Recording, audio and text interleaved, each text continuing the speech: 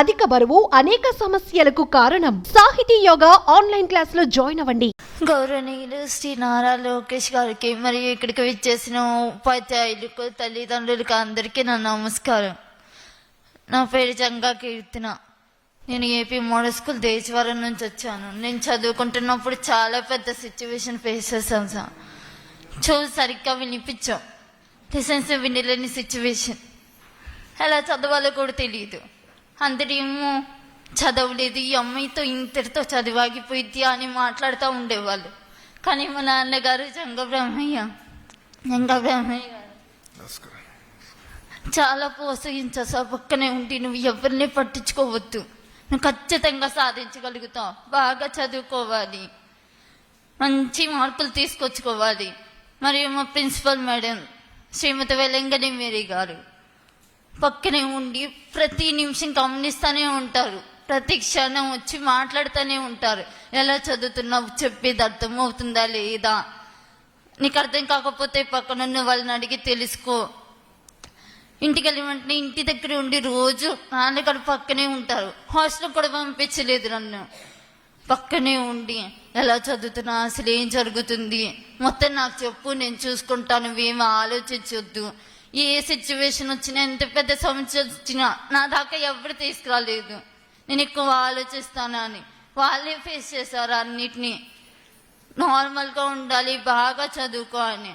చుట్టుపక్కల చూసే వాళ్ళందరూ చాలా అనుకున్నారు సార్ చదవలేను అని. ఇంతటితో చెప్పలేని సిచ్యువేషన్.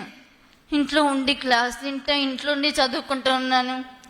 ఇప్పుడు ఈరోజు 902 మార్కులు తీసుకొచ్చుకొని ఇన్ని సమస్యలు ఎదుర్కొని ఈరోజు ఇక్కడ నిలబడి మాట్లాడుతున్నాను. అస్సలు ఎక్స్పెక్ట్ చేయలేదు నీ మార్కులు వస్తాయని. ఇప్పటికి కూడా ధైర్యమే లేదు మాట్లాడటానికి. ఎంత దూరం వచ్చానంటే నేను కూడా నమ్మలేకపోతున్నాను. ఐఏఎస్ అవ్వాలని నాకు కలదు సార్, నెరవేర్చుకోవాలని అనుకున్నా సరే కొన్ని సిచ్యువేషన్ల వల్ల జరగదేమోనని చాలా భయపడ్డాను. కానీ ఈరోజు 902 మార్కులు తెచ్చుకుని మాట్లాడుతుంటే ఖచ్చితంగా నా కళని నెరవేర్చుకోగలుగుతాను అనే నమ్మకం కూడా కలుగుతుంది. కేవలం చదువుకోవటానికి మీరు కొంచెం సహాయం చేస్తే తప్పనిసరిగా బాగా చదువుకోగలనన్న నమ్మకం మాత్రం నాకుంది. ఎంత దూరమైనా చదువుతాను, చదవాలని నమ్మకం చాలా ఉంది సార్. చదువు అంటే చాలా ఇష్టం. మా నాన్నగారికి చదువు అంటే చాలా ఇష్టం. కొన్ని కారణాల వల్ల ఆయన చదువుకోలేకపోయారు. ఇప్పటి నుంచి చిన్నప్పటి నుంచి బాగా చదువుకోవాలి అని కళ్ళని అలవాటు చేశారు. ఇంట్లో కూడా పనులు కూడా ఏమీ చేయను, చదువుకోవటమే పని, చదువుతూనే ఉంటా. బాగా చదువుకోవాలి, ఇంకదొక్కటి నేర్పించారు. ఇప్పటికి కూడా లెసన్స్ అర్థమైనా అర్థం కాకపోయినా అసలు మాటలు కూడా అర్థం కావు. వాళ్ళు మాట్లాడుతూ ఉంటే వాళ్ళని చూసి వాళ్ళు ఏం మాట్లాడుతున్నారా అని తెలుసుకోవటం. ఇప్పటికి కూడా ఇంతమంది మాట్లాడారు, నాకేం తెలియదు, నేను నార్మల్గానే ఉన్నాను. నేను కొంచెం చూపించుకొని బాగు చేయించుకోవాలి సార్. అది నా బాధ్యత తల్లి, మేము మాట్లాడుకున్నాం. నాన్నగారు గర్వంగా చేస్తున్నారు మీ వైపు. అయ్యగారు, ఈరోజు మీ పాప వల్ల మేము కూడా చాలా నేర్చుకున్నాం. ఈ మీటింగ్ వచ్చే ముందల పాప గురించి కూడా మేడం గారు చెప్తాం జరిగింది.